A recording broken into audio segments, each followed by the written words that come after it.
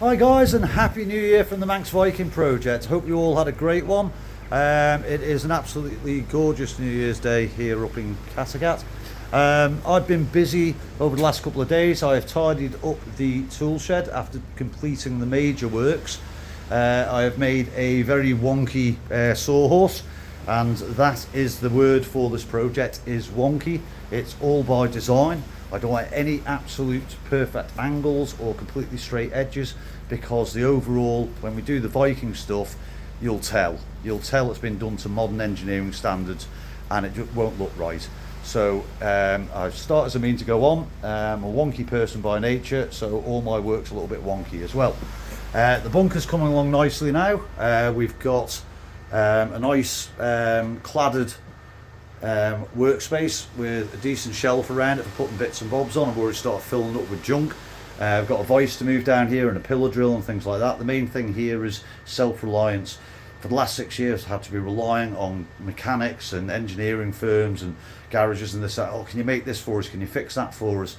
And I hate doing it. I hate asking, because people have got businesses to run. So the more we can do ourselves. We've got a petrol compressor which I need to service, get that up and running, get that in here. I've got a welder that's sat in storage down south, get that up here, and then hopefully we can start fabricating and making all the bits we need for the tractor, for the bandsaw mill, and maintenance and things like that. So 2026, I really wanted, my OCD really wanted me to get all of the foundation stuff in place beforehand. However, I'm going to sort of jump ahead.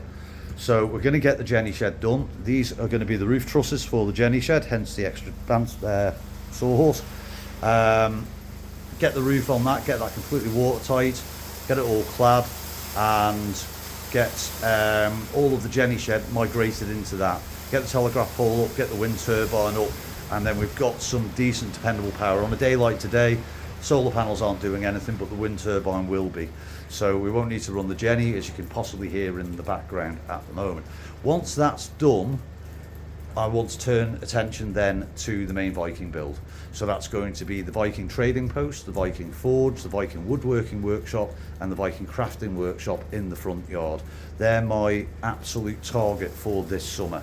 The longhouse, that's going to take an awful lot of work, and there's going to be an awful lot of mistakes made by people with not a lot of experience. So we're better making that experience up on the smaller buildings that are easier to rectify.